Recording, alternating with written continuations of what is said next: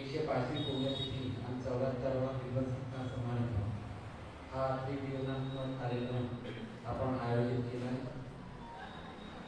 प्रथम दिवशी गायन म्हणजे स्वरांजली असा कार्यक्रम करत दुसऱ्या दिवशी हे गायनाचा जो स्वरांजली हा कार्यक्रम आहे हे मनीष मोडक, मिनल मोडक आणि जे पुत्र पुत्री केदार मोडक, श्रावणी मोडक यांनी दिला होता. त्यानंतर दुसऱ्या दिवशी आपण व्याख्यानात्मक एक कार्यक्रम, एक आगळा वेगळा कार्यक्रम पण वेगाला अनुसरून असा आपण कार्यक्रम डॉक्टर सुश्रुत सरदेशमुख यांनी आयुर्वेद हे पुण्याहून आलेले आहेत. त्यांचे विस्तृत परिचय आमचे गुरुजी आता या पुढे कार्यक्रमात येतीलच. यांनी वेद आणि आयुर्वेद याच्यावरती काल उत्तम व्याख्यान म्हणजे अर्धा पाऊण तास किमान वरती चाललं पण पुढची हल्ली सुद्धा नाही अशा एकदम पिन ड्रॉप सायलेंटच्या कार्यक्रमामध्ये असा हा कार्यक्रम आपण आयोजित केला. आणि आज मुख्य कार्यक्रम श्री गुरुजींची आज पुण्यतिथी, त्या पुण्यतिथी निमित्त सकाळी पंचसूक्त कौमाराभिषेक आलेले सगळे विद्वान आणि स्थानिक विद्वान यांच्या समावेश आज आपण पूर्ण केला सकाळी. त्यानंतर आता आपण मंत्र जागरणाचा कार्यक्रम हा आपण श्रवण केला आहे. हा मंत्र जागरणाचा कार्यक्रम अगोदर पूर्वापार सकाळी अभिषेक झाल्यानंतर 2-3 वाजता अंदाजे करत होते, पण थोडासा बदल कालानुक्रमाने आपल्याला करावा लागतो. कारण त्या समयाला या मंत्र ऐकायला कोणीच उपलब्ध नसतात. कारण महाप्रसाद झाल्यानंतर सगळेजण आपल्या आपल्या काही कार्याला किंवा संध्याकाळची वेळ असती तर मध्ये काय करणार तर ते चालले जात होते. तर या मंत्राचा श्रवणाचा जो भाग आहे तो सगळ्यांपर्यंत पोहोचू शकत नव्हता. म्हणून आपण त्या कार्यक्रमाला 5 वाजता करून आणि 5 ते 6 हा कार्यक्रम करून पुढे विद्वत सत्काराला आपण सुरुवात केलेली आहे. या कार्यक्रमाच्या अनुसरून आता खूप जास्त वेळ न घेता तुम्हाला अल्पसा जो परिचय मी आजच्या कार्यक्रमाच्या 2 दिवसात दिलेला आहे. यानंतर आपण या कार्यक्रमाला पुढे वाढवू. आता या कार्यक्रमाच्या मुख्य समारंभी जी प्रज्वलन आणखी सरस्वती आणि गुरुजींच्या पोथीवरती माल्यार्पण असं करणार आहोत. याच्याकरता मी आमचे अध्यक्ष डॉक्टर सरदेशमुख सर, नगर वैदिकाश्रमाचे सचिव श्री नितीन पेंढीकर यांना मी इथे आमंत्रित करतो की त्यांनी दीप प्रज्वलन करून या कार्यक्रमाची पुढे कार्यक्रमाला वाढवू. वेदमूर्ती राघवेंद्र जोशी यांना इथे आमंत्रित करतो, त्यांनी इथे यावं आणखी वेद मंत्राची सुरुवात करावी.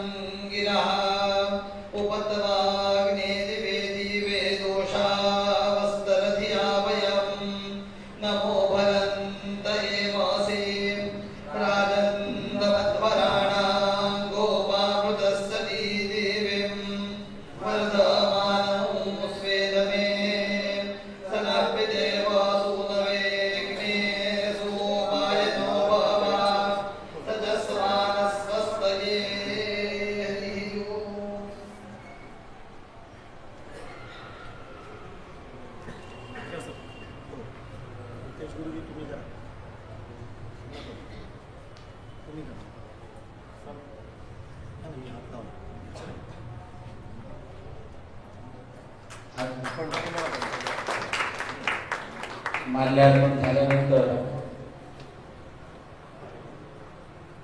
या सगळ्या वैदिक विद्वानांचे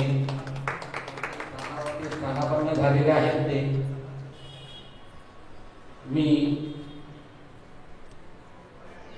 आमचे अध्यक्ष अनिल अत्रे यांना विनंती करतो की त्यांनी आपले आजचे कार्याध्यक्ष श्री सरदेशमुख सरांना इथे मंचावरती सन्मान घेऊन यावे, आणखी त्यांचे स्थानापन्न करावे.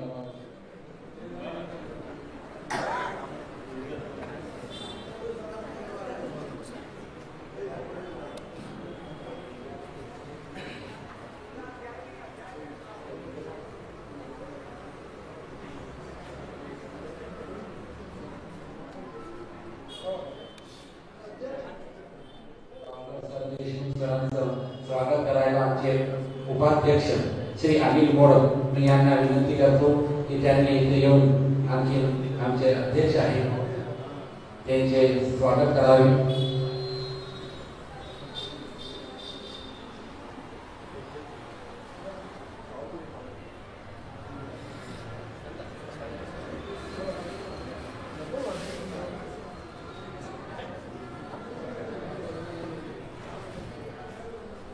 जोरदार टाळ्यांनी आपण अध्यक्षांचे स्वागत करूया.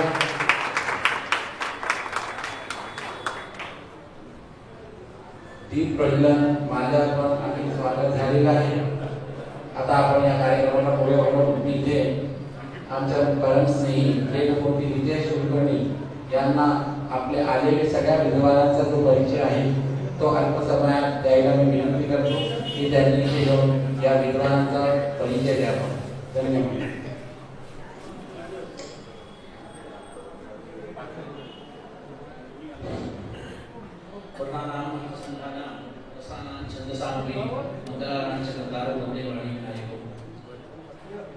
आपण सर्वजणांनी काल एक परिचय या विषयाबद्दल थोडंसं श्रवण केलं होतं आणि आज मुख्य कार्यक्रमाला अधिक विलंब झालेला आहे. त्यामुळे सर्वांचा विशेष परिचय करून देणं म्हणजे फार वेळ जाईल. त्यामुळे आपल्याला जेवढा परिचय त्यांचा करून देण्यासारखा होईल तेवढा आपण परिचय करण्याचा प्रयत्न करू. आपण काल ज्यांचं व्याख्यान ऐकलं आणि जे आज आपल्याला या कार्यक्रमासाठी अध्यक्ष म्हणजे प्रमुख पाहुणे म्हणून लाभलेले आहेत असे डॉक्टर सुशील देशमुख सर यांचा परिचय आपण सर्वांनी काल श्रवण केला. पण काही सभेचे नियम असतात त्या सभेच्या नियमाप्रमाणे अगदी छोटासा अल्प परिचय आपण सर्वजण त्यांचा करून घेऊ.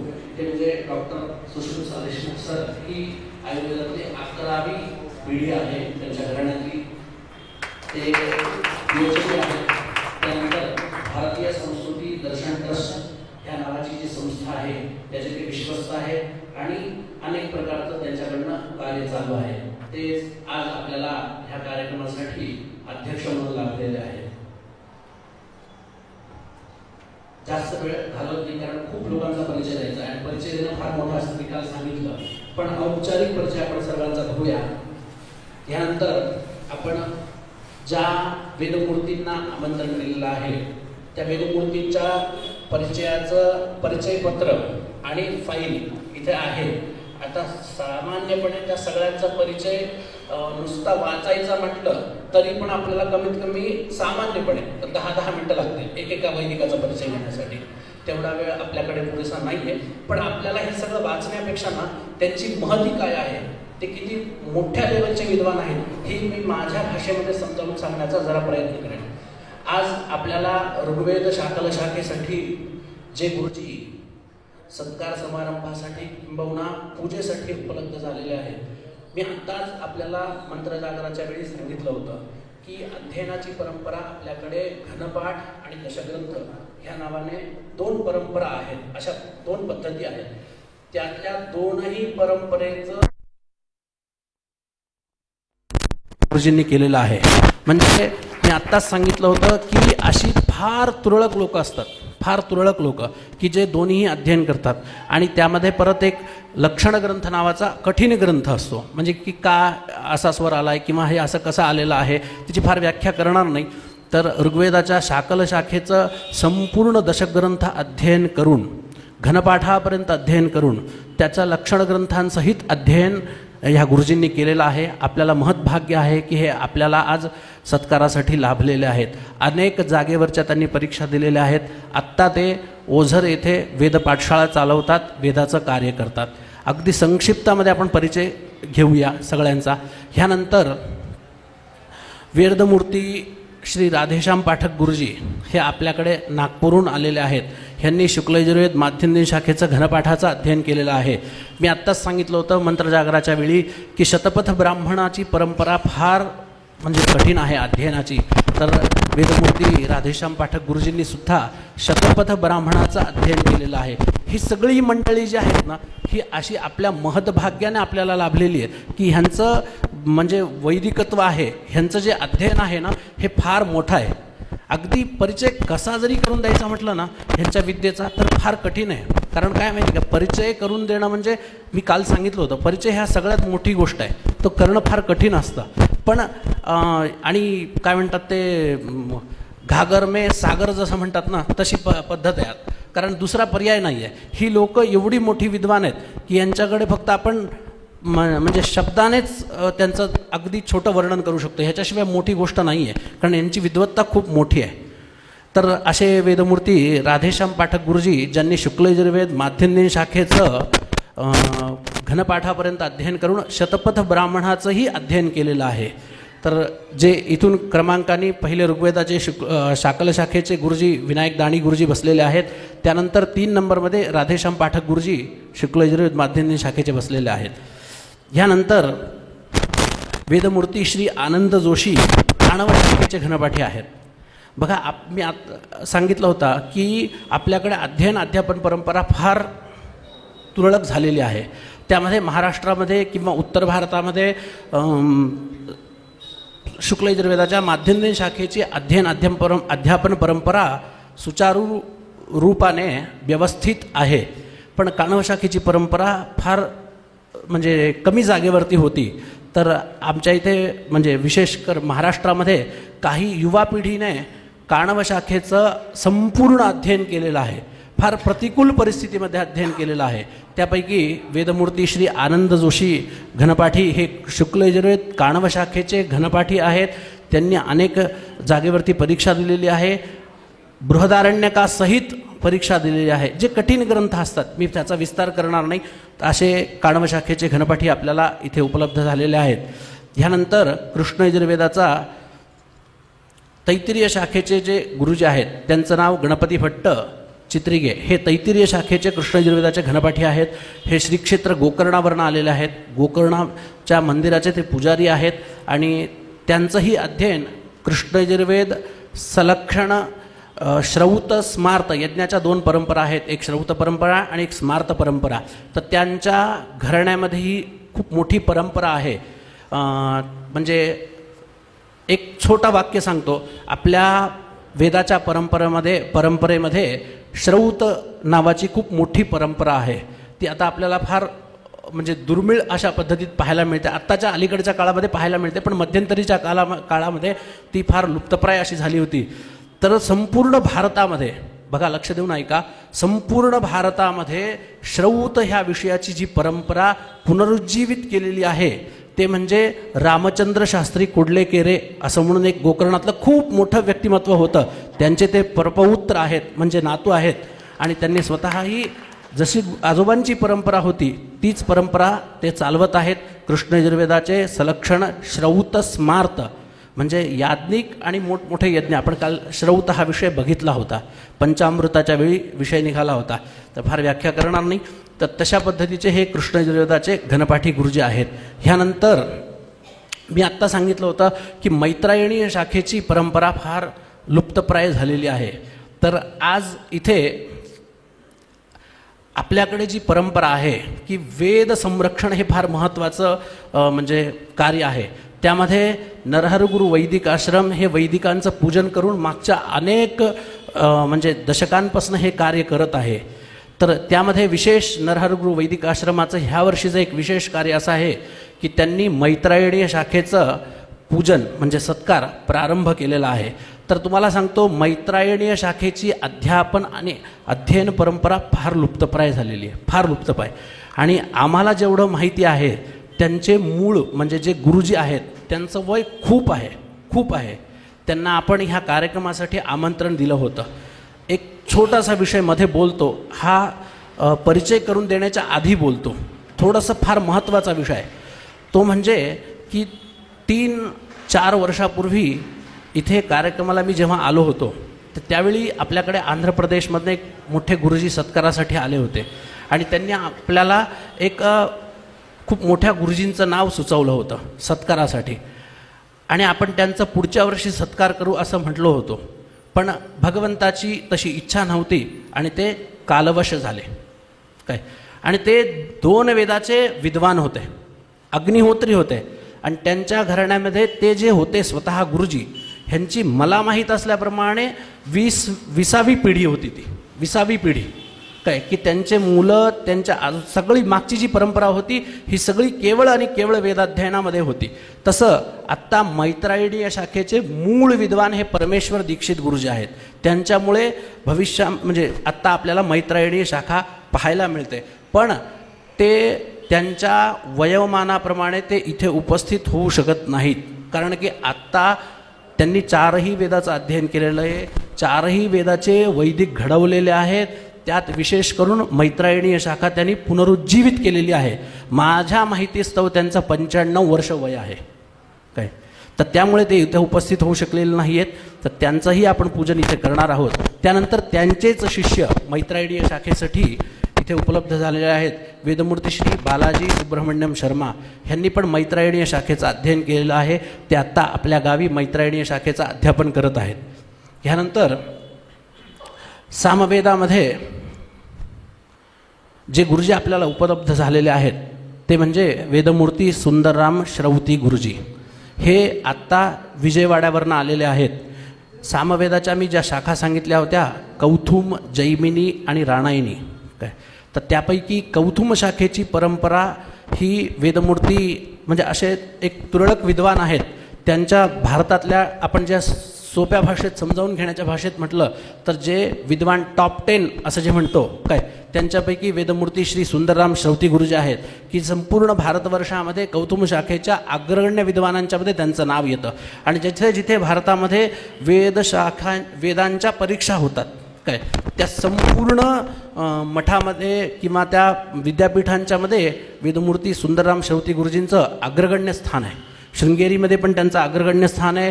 राजमहेंद्रीसारखी जी परीक्षा होते, म्हणजे परीक्षा म्हणजे काय तर वेदमंत्र संपूर्ण कंठस्थ, कमीत कमी 2-2, 3-3 दिवस 3-3, 4-4 परीक्षक बसून परीक्षा घेतात काय. विचार करा, 3-3, 4-4 दिवस परीक्षा घेतात काय.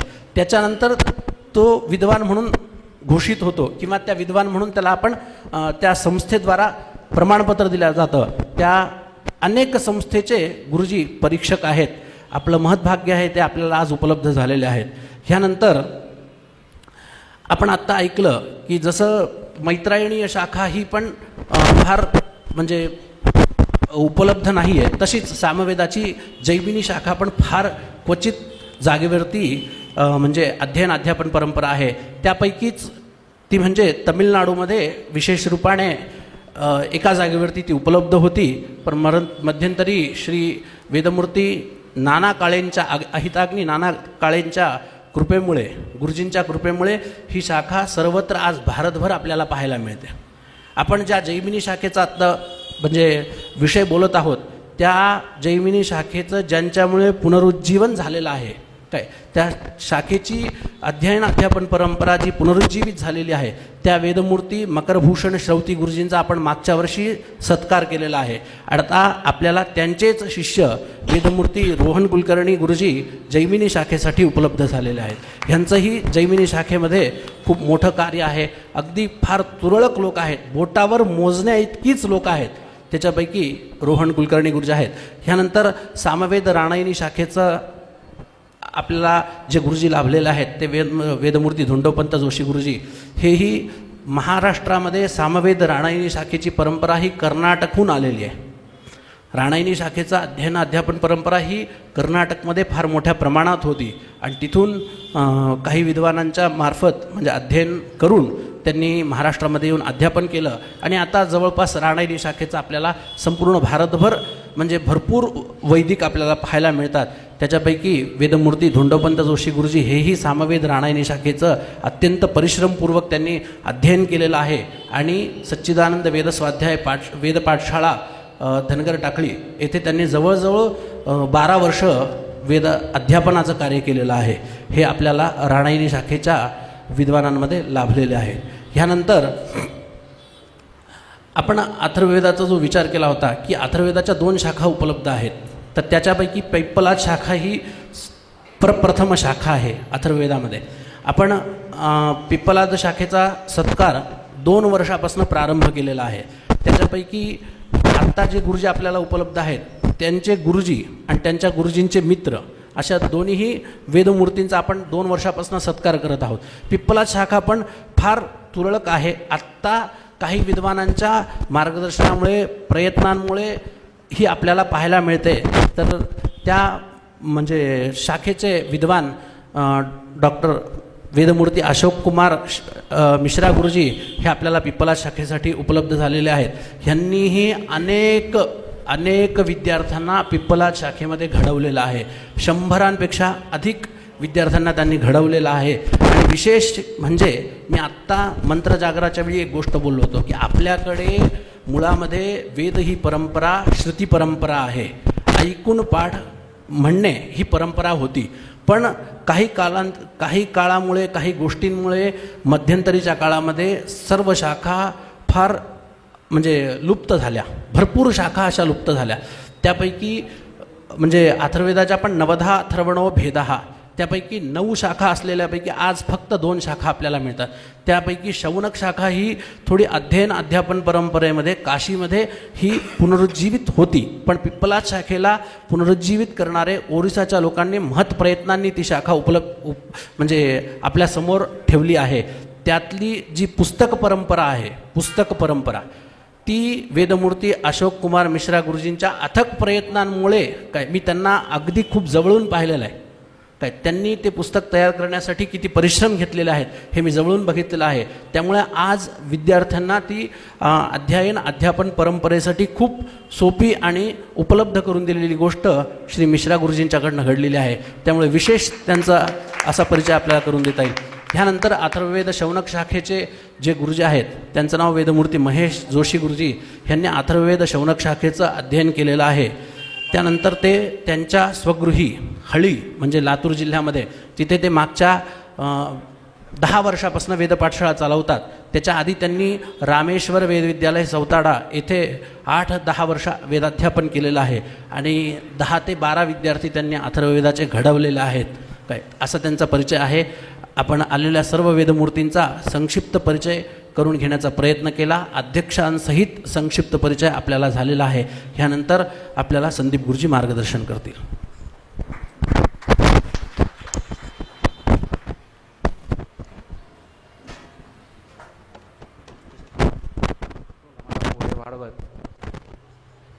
आलेल्या विद्वानांना, आपण सगळे इथे उपस्थित आहेत त्यांना वैदिक आश्रमाची परिपाठी सगळ्यांना ज्ञात आहेत. खूप वेळ त्याच्याकरता न घालता, पण ही एक परंपरा आहे की वैदिक आश्रमात ज्या संस्थेत आपण ज्या विद्वानांना बोलवले त्याच्याबद्दलची थोडीशी माहिती त्यांच्यापर्यंत पोचावी. तसं मौखिक रूपाने आपण देतो, पण एक सभेचा शिष्टाचार असल्यामुळे आपण त्याच्यात अल्पकालीनमध्ये यांना परिचय आपण सभेचा देतो. सगळ्या गुरुजींना, विशेष करून हे नरहरगुरू वैदिक आश्रम अनेक वर्षापासून या वैदिकांचा सत्कार आपल्याला पत्रिकेत सगळ्या गुरुजींनी सांगितल्याप्रमाणे केलेलाच आहे. या वैदिक आश्रमात वर्षभरात अनेक कार्यक्रम राबवले जातात. या कार्यक्रमाचा म्हणजे या वैदिक आश्रमाचा उद्देश एक वेद परंपरेला टिकवून ठेवणे, वेदाची सेवा करणे हा आहेच. पण आता कालमानाप्रमाणे या सगळ्यांचा जो खर्च आहेत किंवा मेंटेनन्स आहेत बिल्डिंगचा वगैरे, या कार्याकरता आपण मांगलिक कार्य म्हणून इथे आपण त्या संस्थेला आपण इतर काळात देतो. आणखीन वर्षभरात या मार्गशीर्ष आत्ता जे आहेत विद्वत सत्कारानंतर भाद्रपद मासात भागवत कथा ही 7 दिवस इथे आयोजित असती. अनेक भारतभराचे भागवतकार इथे उपस्थित होऊन गेलेले आहेत आणि अजूनही ती परंपरा आम्ही आवर्जित ठेवलेली आहेत. त्यानंतर श्रावण मास हे नारदी कीर्तन आपण इथे आपलं गणपती मंदिर इथे संस्थान आपल्याकडे आहे, तिथे आपण कीर्तन ही राजू पूर्ण श्रावण मासभर करतो.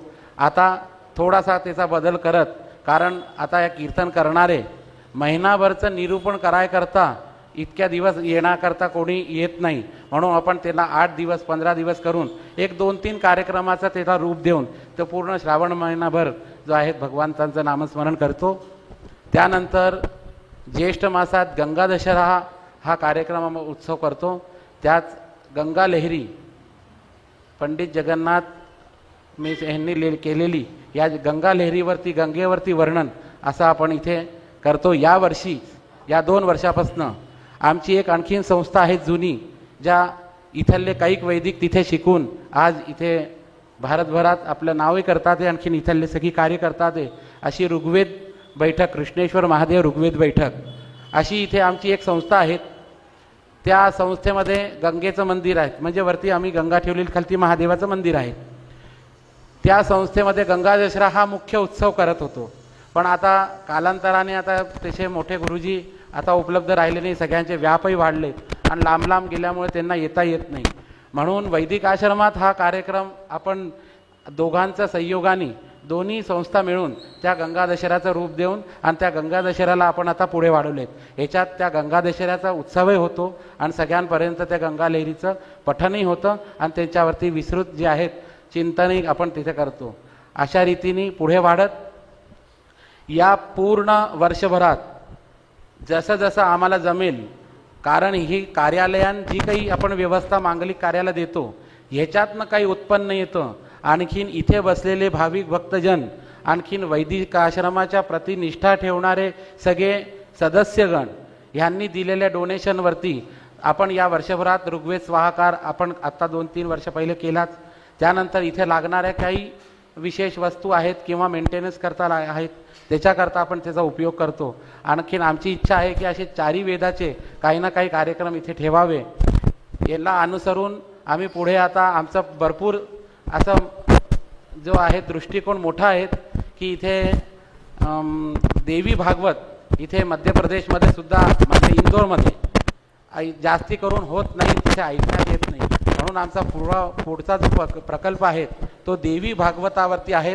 तो 9 दिवसात्मक आपण हा कार्यक्रम ठेवायचा अजून प्रस्ताव मनात आहे, तो अजून कागदावरती आलेला नाही. हे म्हणून तुम्हाला अगोदर सांगितलं, पण प्रास्ताविक आहेत. पण असे निरनिराळे कार्यक्रम आपण घेतो. त्याच अंतर्गत इथे डोंगरे महाराज पूर्वी इथे येऊन गेलेत. त्यांनी आम्हाला इथे जेव्हा पूर्वीची कार्यकारिणी मंडळी होती आणि पूर्वीचं वैदिक आश्रम होतं तेव्हा त्यांनी इथे अन्नदानाकरता विशेष करून आम्हाला मार्गदर्शन केलं होतं. तर ती परंपरा अजूनही चालू आहे, पण त्याचं थोडंसं रूप आम्ही बदललं आहे. कारण तेव्हा ती परंपरा त्या धान्य वाटप असा तिचा निधी होता. त्या धान्य वाटप निधीच्या अनुरूप त्या सगळ्यांना गणपती मंदिरात बसवून रामनामाचा जप करून 1-1 वाटी गहू किंवा तांदूळ किंवा डाळ जे काही धान्य असेल ते वाटायचं. पण तो काळ आता 1-1 वाटी घ्यायचा राहिला नाही. आणखीन आता आजकाल तर गहूसुद्धा आणत नाही, तर ते 1-1 वाटी घेऊन इतकं यायला फार त्रास व्हायला लागला. त्यानंतर त्याच्या निधीकरता आपल्याला काही ॲड येत होती तिथनं त्यांच्याकडनं काही, पण ती अनेक वर्षापासून ती पण बंद झाली. त्या बंद झाल्यानंतर एक 500-700 रुपये आणि अन्नदान सेवा करायची असं नाव इतकं मोठं द्यायचं. धान्य वाटप नाव इतकं मोठं धान्य वाटप, एक वाटीभर गहू किंवा तांदूळ किंवा काही धान्य देणे हे फार लाजीरवाणीसारखं आम्हाला वाटायला लागलं.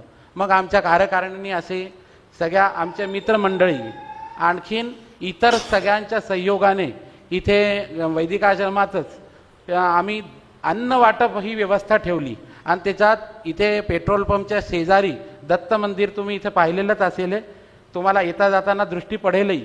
आणि या सगळ्यांकरताही मी माहिती करता सांगतोय की किमान या पूर्ण महागाईच्या काळात सुद्धा आम्ही किमान 1000 जणांचं जेवण,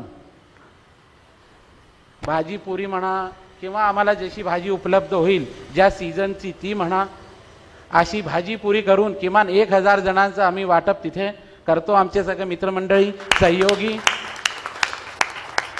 ही कल्पना याच्याकरता आली. वाटीभर आपण देऊन काय त्यांच्यावर उपकार करीत आहोत की असं वाटायला लागलं की रामनाम घेतो आणि 1 वाटी रामनाम घेणारी मिळणार आहेत ते सगळं नक्की आहे, पण 1 वाटी द्यायला आपल्याला असं वाटायला लागलं. पण आमचे काही गुप्तदान आहेत. असे गुप्तदान म्हणजे त्या कार्याला मदत करणारे की त्यांचे नावंसुद्धा समोर आलेले नाही, की त्यांनी नुसते आम्हाला सांगावं की हां हे एवढं आम्हाला काही पाहिजे असेल तर किराण्यावाल्याकडनं डायरेक्ट इथे द्यावं. आम्ही पैशाला हातसुद्धा लावत नाही, 1ही रुपयाला हात लावत नाही. नुसतं त्यांना सांगितलं टंकी हवी आहे, त्यांनी टंकीची पैशाची व्यवस्था करून टंकी आणून दिलेली आहेत. तेलाचे डबे आहेत, शेंगदाण्याचं तेल वापरायचं हा आमचा मानस. म्हणजे चांगल्यात चांगल्या वस्तू ज्या आपण स्वतः खातो त्याच वस्तू आपल्याला वाटल्या गेल्या पाहिजेत. आणखीन अशा रीतीने आणि त्याचे व्हिडिओज आमच्याकडे तुम्हाला कोणाला पाहिजे असतील तर त्याचे प्रत्यक्ष आमच्याकडे व्हिडिओ, म्हणजे आम्ही करतोय म्हणून व्हिडिओ नाही घातलेत, पण कोणाला उपरती व्हावी, आणखीन याची कोणाची साक्ष आपल्याला कोणाला दाखवायकरता नाही, परमेश्वर साक्षी आहेत. पण आपल्याला कोणाला तरी आणखीन उपरती व्हावी या दृष्टिकोनाने आपल्याकडे, आम्ही त्याला व्हायरल करत नाही की आम्ही हे वाटप केले आहेत किंवा लाईव्ह घालत नाही, आमच्याकडे सेव्ह ठेवलेले आहेत. कोणाला असं वाटलं की तुम्ही खरंच करता का किंवा शंका तुमच्या मनात आली असेल तर तुम्ही आमच्याकडनं ते व्हिडिओ पाहू शकता. आणि त्या सगळ्या लोकांना त्याच्यात लहान मोठा गरीब थोर असा कोणताही भेदभाव न करता, तिथे नुसती जी पातेलं आहेत भाजीचं आणि पुरीचं, खालती मुंडी ठेवून वरती कोण घेतं ह्याला पाहायचं सुद्धा नाही.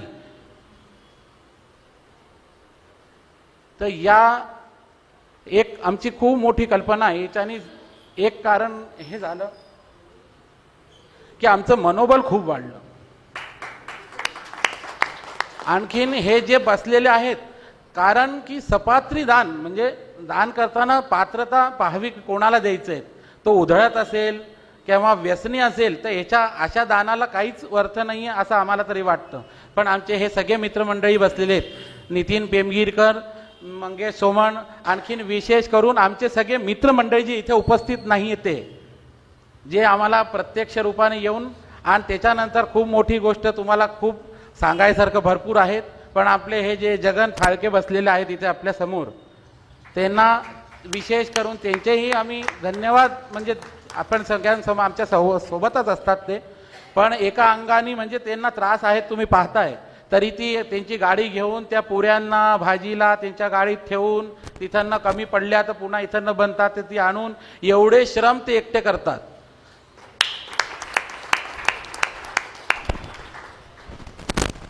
तर ह्याच्याकरता आमचं मनोबल वाढतं की जर कोणी आजारी मनुष्य इतकी मेहनत करायला तयार होऊ शकतो तर आपल्याला तर भगवंतानी सदृढ केलेलं आहे. तो हे सदृढच होते, पण कालांतराने काही आरोग्य खराब झालं ते होऊ शकतं कोणाचंही.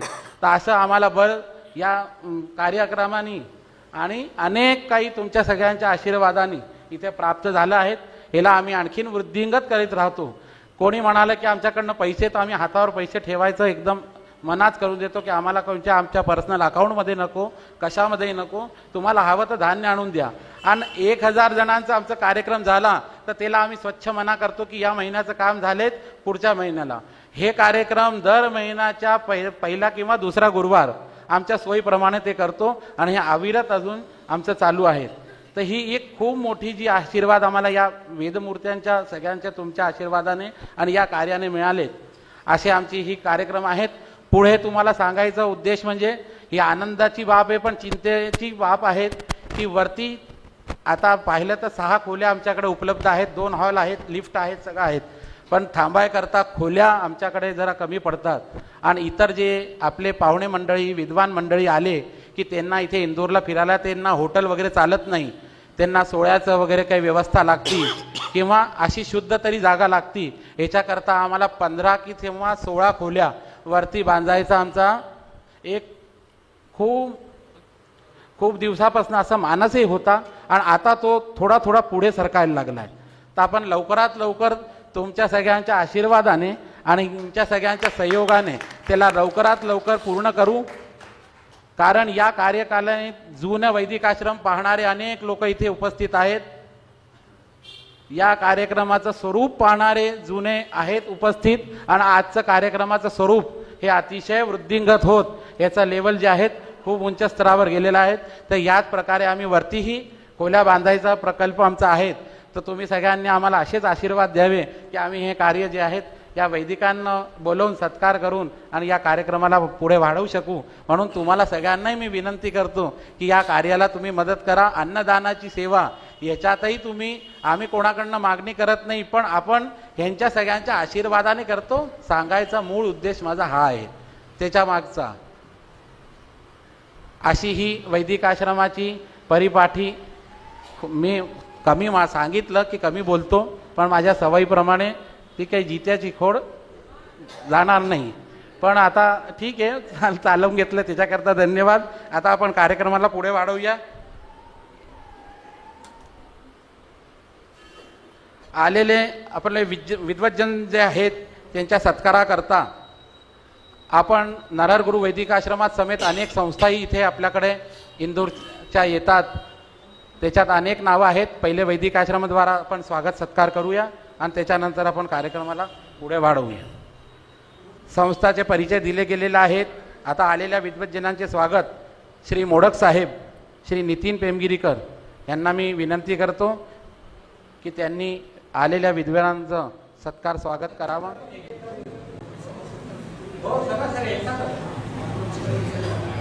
पुष्पमाला, ताम्रपत्र, शॉल, श्रीफळ अध्यक्षांच्या हस्ते हे सगळे कार्यक्रम आपण पुढे वाढवतोय. मी सरांना विनंती करतो की प्रत्येक विद्वानांनी इथे वर आव्हान केलेला सत्कार पुष्पमाला आणि विनायक राणे गुरुजी यांचा आपण सत्कार करीत आहोत.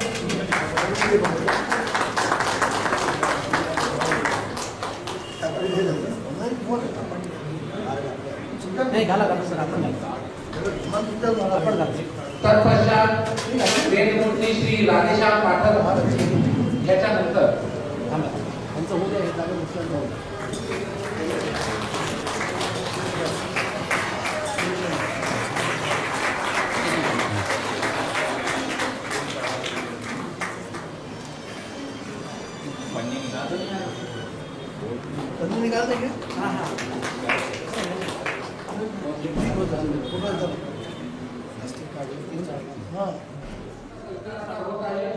वेदमूर्ती राधेश्याम पाठक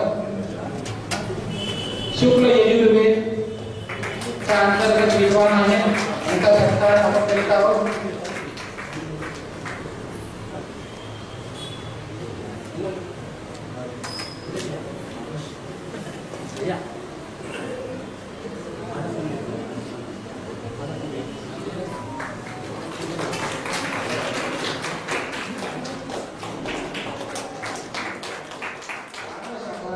वेदमूर्ती आनंद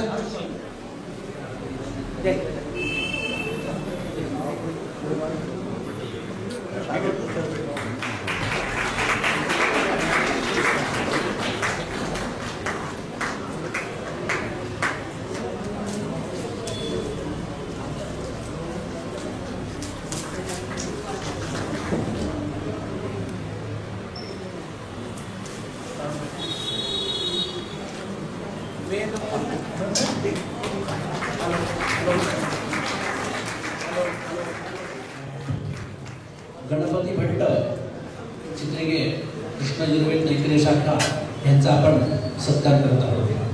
वेदमूर्ती गणपती भट्ट चित्रेगे गोकर्ण.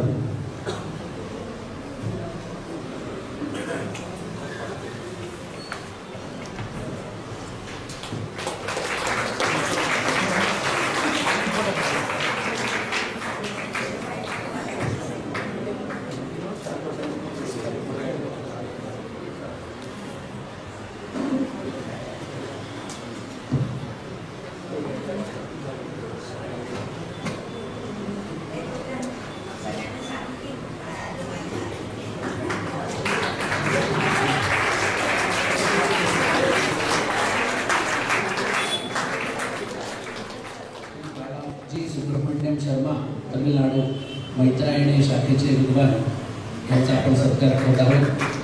वेदमूर्ती श्री बालाजी सुब्रमण्यम शर्मा.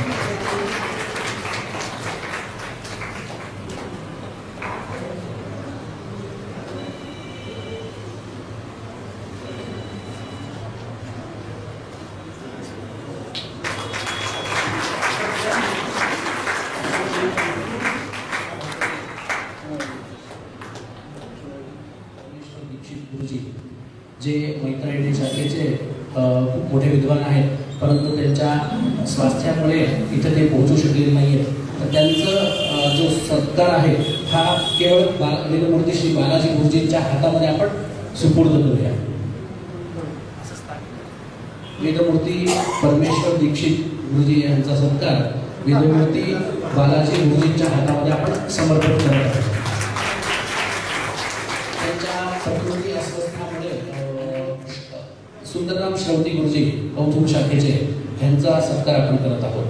वेदमूर्ती सुंदरराम श्रवती गुरुजी.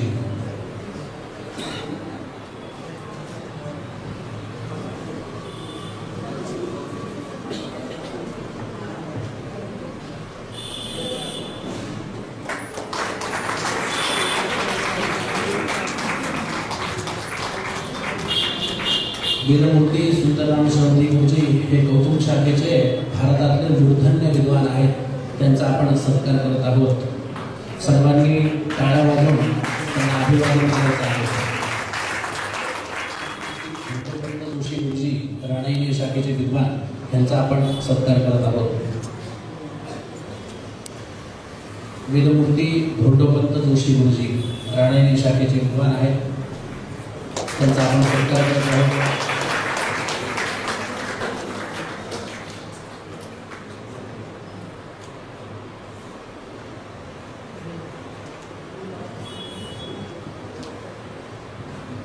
टाळ्या वाजवून आपण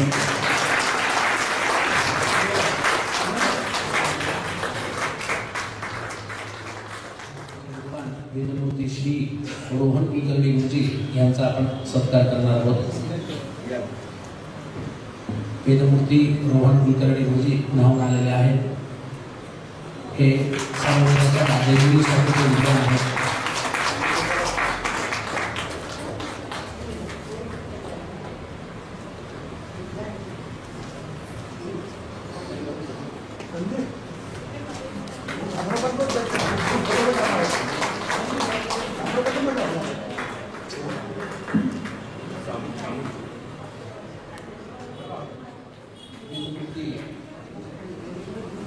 अथर्ववेद विद्वान अशोक कुमार मिश्रा गुरुजी इनका हम लोग सत्कार कर रहे हैं.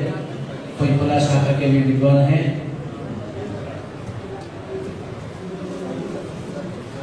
वेदमूर्ति अशोक कुमार मिश्रा गुरुजी पैपला शाखा के विद्वान हैं.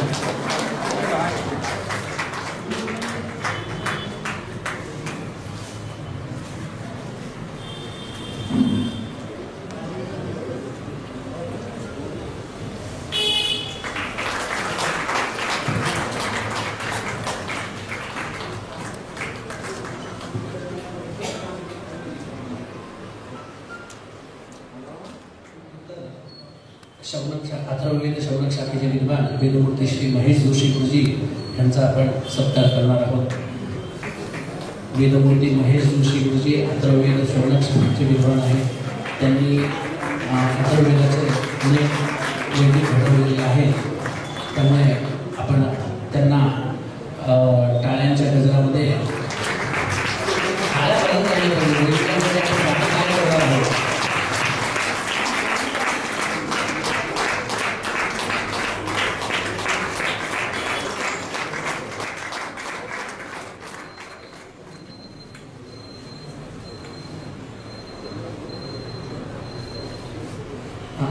आपल्या नारायण वैदिक आश्रमाचे कोषाध्यक्ष श्री विठ्ठल काकाही इथे उपस्थित आहेत. मी त्यांनाही विनंती करतो की त्यांनीही व्यासपीठावर यायचं आहे.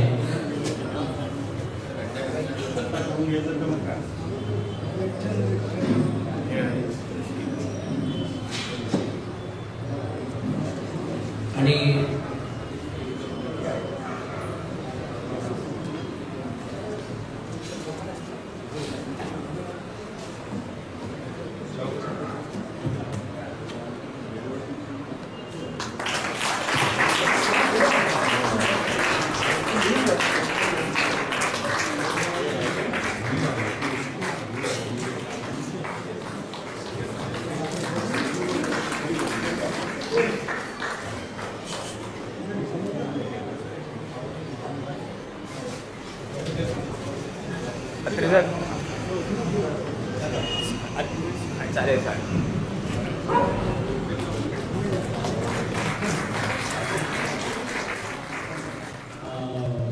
यांचाही आपण सत्कार करणार आहोत. वेदमूर्ती यशवंत काळे गुरुजी यांनी पुढे यायचं आहे.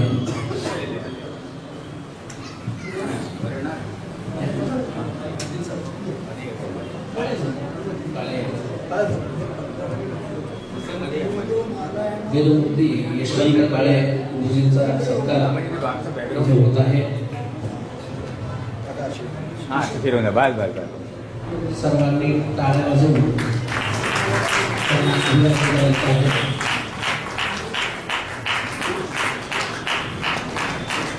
त्यानंतर पुढील कार्यक्रमासाठी संदीप गुरुजी आपल्याला मार्गदर्शन करतील.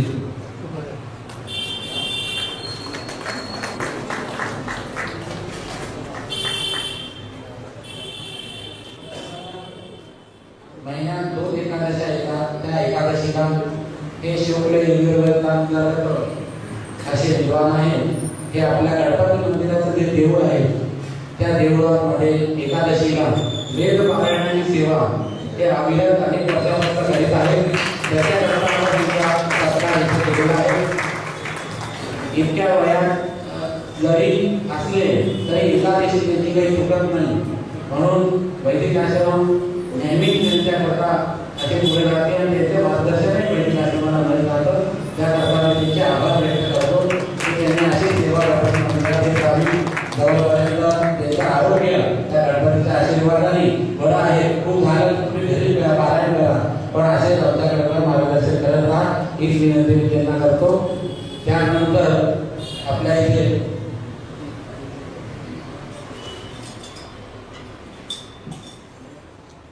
मंचावरती आसीन या व्यासपीठावरती वेदमूर्ती जेवढेही उपलब्ध आपल्याला इथे दिसतात आहेत, ज्या ज्या शाखा दिसतात आहेत, ह्यांना ही आमची इतकी मोठी दृष्टी नाही की आम्ही यांना इतका लावून कुठून शोधून आणू शकतो. याकरता आमच्या अनेक वर्षापासून आम्हाला गुरुतुल्य असलेले वेदमूर्ती दिनकर जोशी हे तिरुपतीला असल्यामुळे ते येऊ शकले नाही. पण त्यांच्या चिरंजीवाला इथे त्यांनी आमच्या इथे त्याला आवर्जून सांगितलं की त्या कार्यक्रमाला मी नाहीये, तुला जावंच लागेल.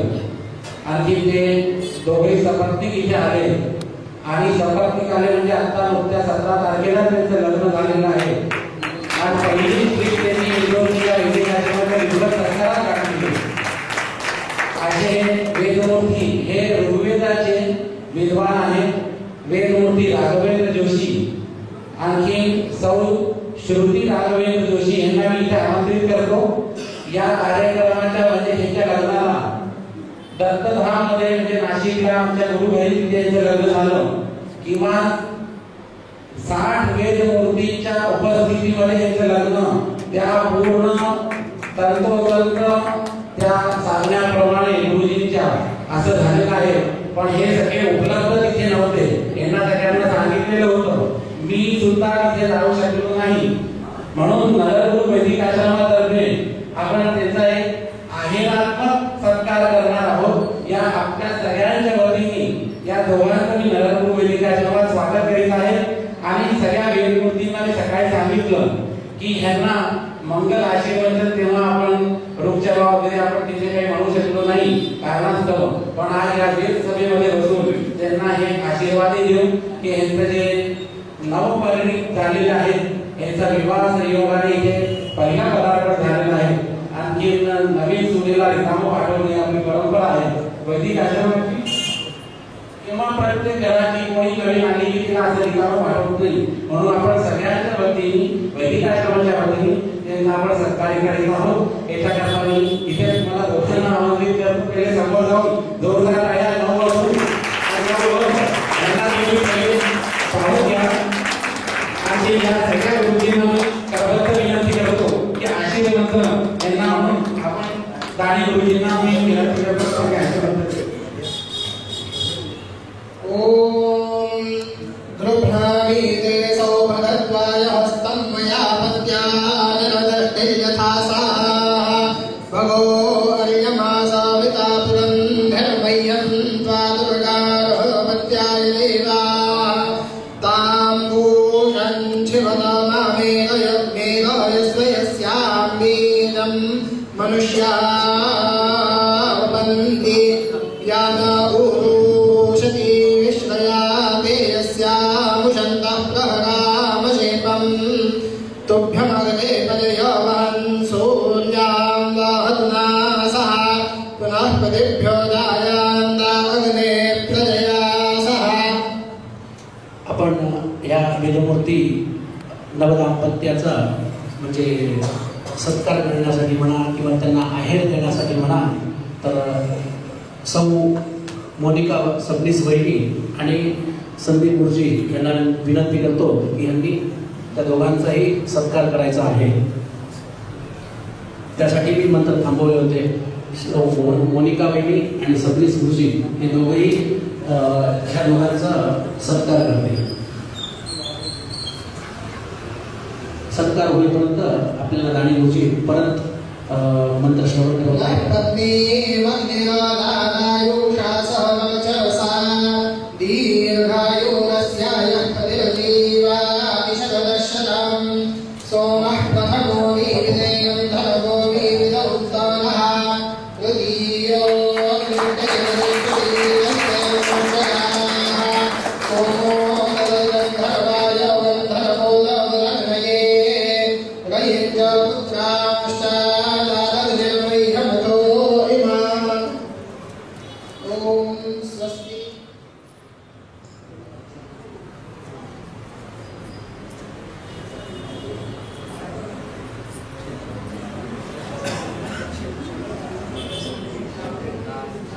त्यानंतर आमचे परमस्नेही आणखी दिनकर गुरुजींचे पट्ट शिष्य जसं रामाचा हनुमान तसे दिनकर गुरुजींचे विद्येश कुलकर्णी. आपण त्यांची सगळी असे हे विद्येश कुलकर्णी आता आपण पाहत आहात. आम्हाला भले ते या संस्थेचे इतके मदत करणारे असून तरी मागे राहून ते सगळी व्यवस्था पाहतात आणि मार्गदर्शन करतात. जोरदार टाळ्या आमच्या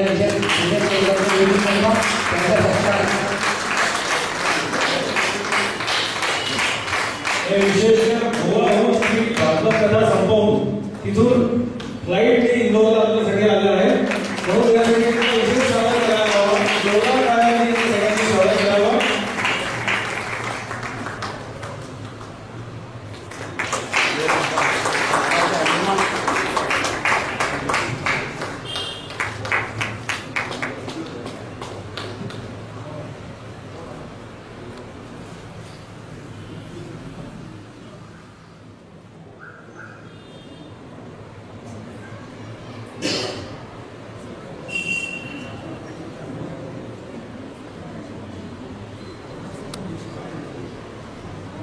या इंदोर सरकारमध्ये संस्थेचा सत्कार झाला आहे. आता इंदोरच्या अनेक संस्था आपल्या इथे या विद्वानांचा सत्कार करीत असतील. ही परंपरा अनेक वर्षापासून चालू आहे. आमचे इथे शशिप्रिया खांडेकर, इथे गोविंद मामन खांडेकर म्हणून एक फर्म होती. ती पहिलीपासून या संस्थेला या विद्वानांना आणखी इथे त्यांच्या घर म्हणजे जवळजवळ 100 वर्ष इथे रोटेट झाले माझ्या माहितीप्रमाणे. आणखी सगळे जे आलेले ब्राह्मण तिथे आवर्जून जायचे आणि तिथे सगळ्यांनी जेव्हा आपण आता ही व्यवस्था भोजनाची बदलली आहे पण त्यांनी तिथे सगळ्या ब्राह्मणांची सोहळ्याची सगळ्यांची स्वयंपाकाची व्यवस्था करावी आणि सगळ्यांना भोजन वगैरे करून इंद्र सत्काराला इथे आणावं अशी त्यांची जुनी परंपरा इथे चालू आहे. आता त्यांचं आरोग्य बरं राहत नाही, खूप चांगली करत नाही ते. आणि आता त्यांनी मला बोलवून त्यांच्याकडनं सत्काराचे जे विभाग आहेत ते मला दिले आणि त्यांच्या वतीने आम्हाला द्यायला सांगितले. तर मी आमचे उपाध्यक्ष अनिल गोडक यांना विनंती करतो की त्यांनी वामन शशिप्रिया खांडेकर, गोविंद वामन खांडेकर विभाग आहे त्यांच्यातर्फे हे जे आहे सत्कार यांनी करावा. त्यानंतर आमच्या इथे अनेक वर्षापासून सत्यकाम शास्त्रीजी इथे उपस्थित आहेत. त्या सत्यकाम शास्त्री अनेक वर्षापासून ते हिंदी भाषी आहेत पण ब्राह्मणांकरता अनेक वर्षापासून त्यांची सेवा अविरत चालू आहे. असे सत्यकाम शास्त्रीजी आणि त्यांचे पुत्र हे या ब्राह्मणाचा सत्कार करीत असतील.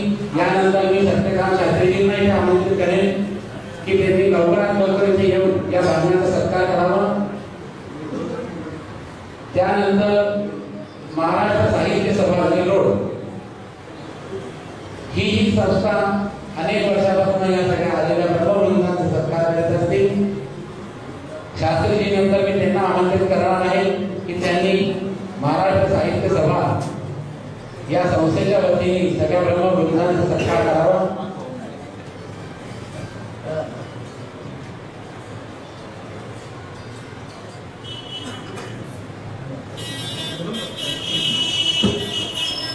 यानंतर इंदोरचं याज्ञवल्क्य संस्था शुक्ल योजनेअंतर्गत आहे. ते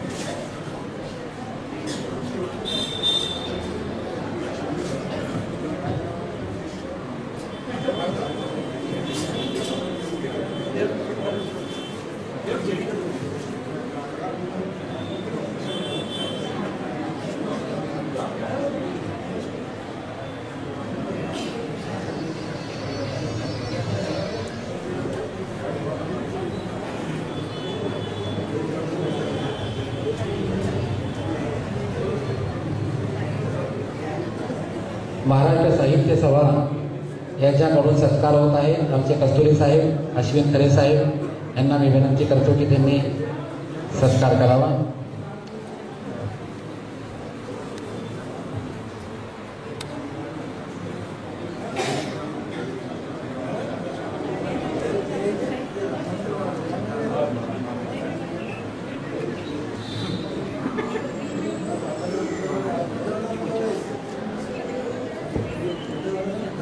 महाराष्ट्र साहित्य सभेतर्फे प्रफुल्ल कस्तुरी साहेब हे सत्कार करीत आहेत.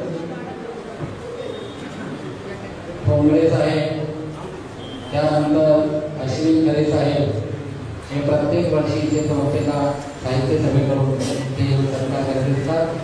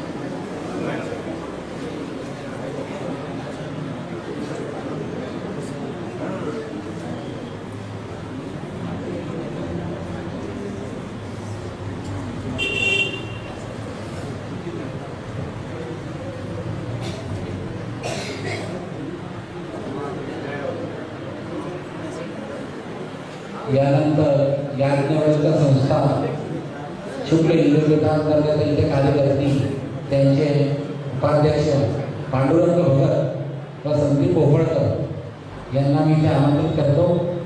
आणखी सचिव तुषार जोशीजी,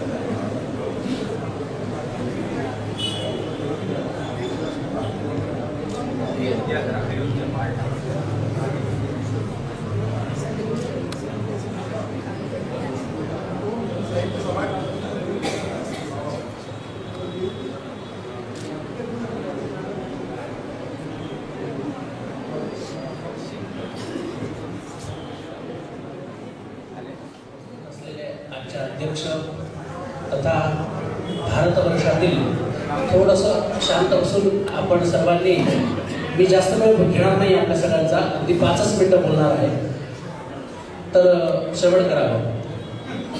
वेदमूर्ती, सर्व भारतवर्षातील आलेल्या सर्व वेदमूर्तींना वंदन करून आणि इथे ज्येष्ठ श्रेष्ठ बंधू माता सर्वांना वंदन करून अगदी 5 ते 7 मिनिटांमध्ये घड्याळ लावून 5 ते 7 मिनिटांमध्ये मी आपलं मनोगत व्यक्त करेन. मी आत्ता या कार्यक्रमाच्या सुरुवातीला म्हणजे आपण मंत्रजागराचा कार्यक्रमाच्या माध्यमातून मला ऐकलं, त्यानंतर संस्थेच्या वतीने मी सर्व वैदिकांचा परिचय करून देण्याचा प्रयत्न केला, तेही आपण सर्वांनी ऐकलं. आता माझी दुसरी बाजू म्हणजे एका नाण्याला 2 बाजू असतात ना, तशा प्रकारची माझी परिस्थिती आहे. ती म्हणजे संस्थेच्याकडनं मला जो आदेश दिलेला होता सर्वांचा परिचय करून देण्याचा, तो मी केला. आता म्हणजे संस्था आपलीच आहे, माझीच आहे, पण ते कार्य करण्यासाठी जो मला सांगितलं होतं ते मी केलं. आणि आता ह्या वेदमूर्तींच्या कडनं थोडंसं मनोगत व्यक्त करायचं सांगितलेलं आहे, त्याचा प्रयत्न करणार आहे. बघा, संपूर्ण जगाला, फार महत्वाचा विषय सांगतोय, संपूर्ण जगाला प्रकाश भगवान आदिशंकराचार्य महाराजांच्याकडनं मिळालेला आहे. संपूर्ण जगाला प्रकाश भगवान आदिशंकराचार्य महाराजांच्याकडनं मिळालेला आहे. पण भगवान आदिशंकराचार्य महाराजांना प्रकाश मध्य प्रदेशमधनं मिळालेला आहे. संपूर्ण जगाला प्रकाश भगवान आदिशंकराचार्य महाराजांच्याकडनं मिळालेला आहे आणि भगवान आदिशंकराचार्य महाराजांना प्रकाश मध्य प्रदेशमधनं मिळालेला आहे. आणि या मध्य प्रदेशला संपूर्ण प्रकाश नरहरपूर वैदिक आश्रमाचा मिळालेला आहे. सगळ्यात मोठा आभार आहे. मी अनेक वेळा इथे बोलून गेलेलो आहे, अनेक वेळा मी इथे बोलून गेलेलो आहे, बोलत असतो. पण मी नेहमी एक गोष्ट सांगितली की या परत परत तीच गोष्ट सांगतो, कारण श्रोते नवीन आहेत किंवा जुने आहेत हा उद्देश घेऊन सांगत नाही. पण आपण जे कार्य करत आहोत काय, त्या कार्याला किती मोठी, म्हणजे ते कार्य किती मोठं आहे हे सांगण्याच्या उद्देशाने मी थोडंसं बोलण्याचा प्रयत्न करेन. मी मागच्या 3-4 वर्षापासून 8 वर्षापासून इथे येण्याचा प्रयत्न करतो. अनेक वर्षांपासून वैदिक जीवन म्हणजे जगतो किंवा त्या शैलीमध्ये मी आहे. अनेक संस्थेच्या मध्ये जाणं होतं. संपूर्ण भारतवर्ष जवळजवळ फिरल्यासारखं आहे. पण तुम्हाला खरंच सांगतो, मी इथे उभा आहे किंवा तुमची स्तुती करावी म्हणून या उद्देशाने सांगत नाही. माझ्या दृष्टीने माझं जेवढं ज्ञान आहे, माझा जेवढा अभ्यास आहे, त्याच्यातली सगळ्यात मोठी अनुभवाची गोष्ट ही आहे की संपूर्ण भारतवर्षामध्ये सगळ्यात जुनी संस्था, 4ही वेदाचा वैदिक सत्कार, इतकी जुनी परंपरा ही केवळ आणि केवळ नरहरपूर वैदिक आश्रमाची आहे. सगळ्यात जुनी परंपरा, याच्यापेक्षा जुनी परंपरा मला वाटत नाही कुठे उपस्थित आहे. ह्या सगळ्या कार्यासाठी खूप कष्ट करावे लागतात, खूप कष्ट करावे लागतात. बघा, कुठलंही कार्य करायचं असेल, आज आपण हे सगळं पाहतो वैभव वेदांचं, हे सगळं वेदांचं वैभव पाहण्याकरता अलीकडचा 20 वर्षाचा काळ आपण पाहतोय. पण मध्यंतरीचा जो काळ गेला ना, तो वेदासाठी, वैदिकांसाठी अतिशय प्रतिकूल काळ होता. जसं आता संदीप गुरुजींनी सांगितलं की आम्ही कशा पद्धतीने ह्या आश्रमामध्ये कशा पद्धतीने कार्य करायला सुरुवात केली. तुम्हाला सांगतो, एक महत्वाची गोष्ट म्हणजे की ह्या वेदाची जी शैली, वेद अध्ययनाची जी शैली आहे, किंबहुना भारतामध्ये वेदाचा सगळ्यात मोठा प्रचार जर कोणी केला असेल तर ते कांचीच्या परमाचार्यांनी केलेला आहे. तो कशा पद्धतीने केलाय माहितीये का? ते जर तुम्ही ऐकलं तर अंगावरती शहारे येतील. वेदाची प्रतिकूल परिस्थिती भारतामध्ये होती आणि कांची परमाचार्यांनी सांगितलं की वेदाचं अध्ययन होणं फार गरजेचं आहे. का वेदाचं अध्ययन होणं गरजेचं आहे? तर सगळ्या आपल्या भारतीय संस्कृतीचा मूळ आधार हे वेद आहे. वेदो अखिलोस धर्ममूलम, संपूर्ण अखिल धर्माचं मूळ, अखिल धर्माचं मूळ ते वेद आहे. ज्ञानेश्वर महाराजांच्या भाषेमध्ये सांगायचं म्हटलं तर संपूर्ण जगाची माता ही वेद माऊली आहे. पै अहितापासून काढिती, हित देऊन वाढविती, नाही का श्रुती परवती, माऊली जगा. जगाची माऊली ही वेद माता आहे. त्यांनी भारताची माता, महाराष्ट्राची माता किंबहुना आळंदीची माता म्हटलेलं नाहीये. माऊली जगा, जगाची माऊली आहे. ज्या वेदांमध्ये सगळं काही आहे, आपण काल बघितलं होतं, सर्वम वेदात प्रसिद्ध्यती, सगळं काही या वेदामध्ये आहे. या वेदाच्या बाहेर काहीही नाही, हे लक्षात ठेवा. आपण सर्वजण भारतीय आहोत, आपलं भाग्य आहे. अहो अमीशान किमकारी शोभनम, भागवतामध्ये स्वर्गातले देव सुद्धा भारतीय लोकांची स्तुती करतात. विष्णू पुराणामध्ये पण श्लोक आहे, भागवतामध्ये पण श्लोक आहे, अहो अमीशान किमकारी शोभनम. हे भारतामध्ये जे जन्माला येतात ना, ह्यांचं सगळ्यात मोठं भाग्य आहे. म्हणजे जे स्वर्गातल्या लोकांना अनेक वर्ष तप करून, पुण्य करून जे आम्हाला इथे स्वर्गामध्ये पाहायला मिळत नाही, ते भारतातल्या लोकांना सहज पाहायला मिळतं. या सगळ्यांचं महत्व कशामध्ये? तर केवळ वेदामध्ये. ही वेद आपली जगन्माऊली आहे. त्यामुळे मी मूळ सांगत होतो की कांची परमाचार्यांच्यामुळे आज वेदाची परंपरा आपल्याला खूप मोठ्या प्रमाणामध्ये पाहायला मिळते. आणि कांचीच्या परमाचार्यांनी जेव्हा वेद रक्षण करायचं ठरवलं होतं, त्यावेळी त्यांनी सांगितलं की तुम्ही काहीही करू शकत नसाल तर केवळ एक मूठ धान्य त्या वैदिकांच्यासाठी द्या, एक मूठ धान्य. आणि असं करून त्यांनी अनेक वैदिक घडवले, अनेक वैदिक. आणि म्हणून आज आपल्याला ही परंपरा फार मोठ्या प्रमाणात दिसते. दुसरी महत्वाची गोष्ट म्हणजे ते म्हणायचे की एका गावामध्ये एक वेद संपन्न ब्राह्मण असेल ना तर ते गाव फार म्हणजे चांगलं राहतं. तर एका गावामध्ये एक वैदिक ब्राह्मण असेल तर गाव कसं चालतं असा जर प्रश्न निर्माण झाला तर मला सांगा, पूर्वीच्या काळी, आत्ताचं सोडून द्या, पूर्वीच्या काळी एका गावामध्ये एकच पॉवर हाऊस असायचा की नाही? एकच पॉवर हाऊस एका जागेवरती असायचा आणि विजेचे बल्ब अनेक घरांमध्ये जळत होते आणि सगळीकडे प्रकाश देत होते. तसा एकच एक वैदिक पूर्णपणे अध्ययन करत. कसा वैदिक? काय कसा वैदिक? तर मी फार व्याख्या करणार नाही, ह्या सर्व वेदमूर्तींना आपण पाहत आहोत. पण ज्यांच्या नावाने हे आपण कार्यक्रम करत आहोत ना ते सगळ्या वैदिकांचे मूर्धन्य म्हणजे आधारस्तंभ आहेत किंवा आदर्श आहेत. ते म्हणजे नरहर गुरु वैदिक. काय हे सगळ्यात मोठा आदर्श आहे. बघा, कुठलीही गोष्ट जी जीवनामध्ये होते ना ही जिवंत असताना काय होते आणि काय होत नाही हे कळत नाही. समर्थांच्या भाषेत सांगायचं म्हटलं तर देह त्यागिता कीर्ती मागे उरावी. काय देह त्यागल्यानंतरची स्तुती होते ना ती खरी स्तुती असते.